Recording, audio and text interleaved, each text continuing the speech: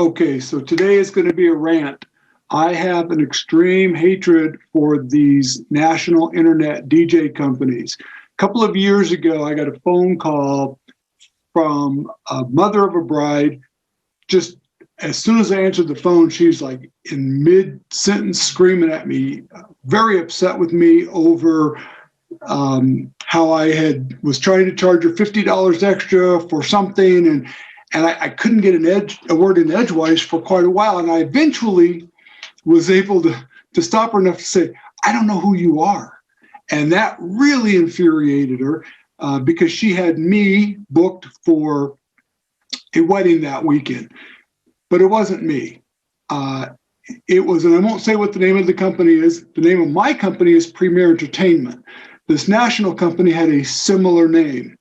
They had been referred to me through a country club, and rather than using my number there, they looked it up online, and it went to this national company.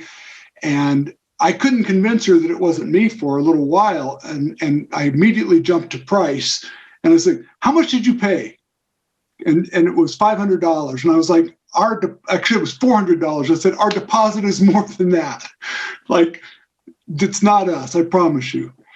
And this was happening a day or two before the wedding. She had just finally heard from them, because the way these national companies work is they take any gig, anywhere, anytime. Typically they charge $400 or $500. Maybe they're a little bit more now.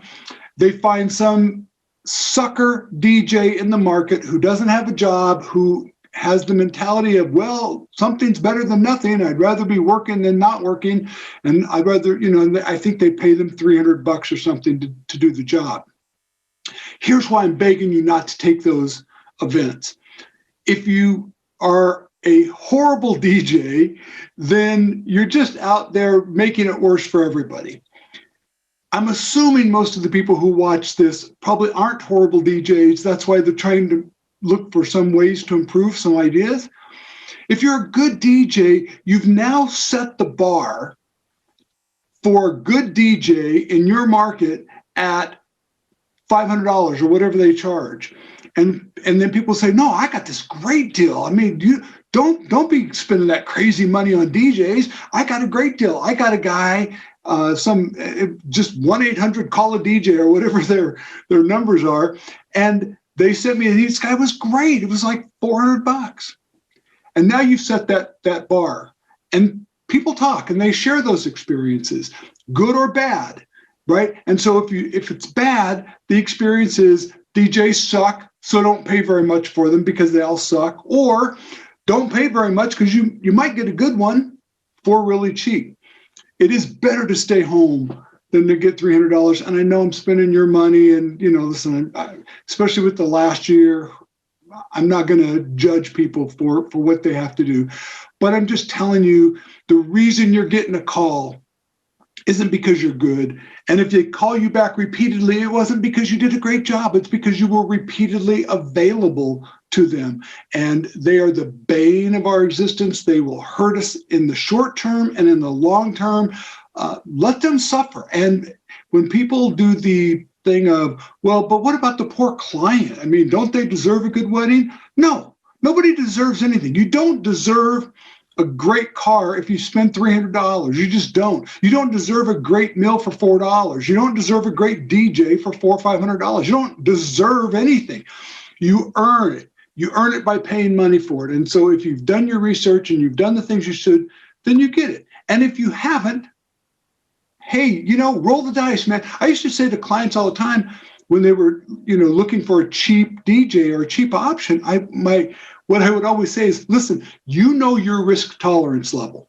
I don't. You might do really well. You might spend $1,000 and get a really great DJ that you just love. Maybe you'll spend $500 and get a really great DJ. You might. What's your risk tolerance here? So if this is a backyard barbecue and the whole thing bombs and the guy never even shows up, you put your stereo on in the backyard and you have your barbecue and it's no big deal.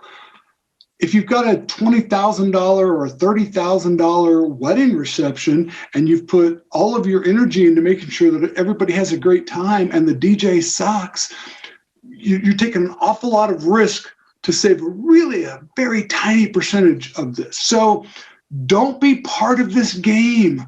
Just tell them no. In fact, tell them, hell no, I'm not working for you for $300, and quit being out there and being such a whore in our industry. So wasn't a very positive message this time, but don't do it. I saw another thing on Facebook today of another DJ who, took the job.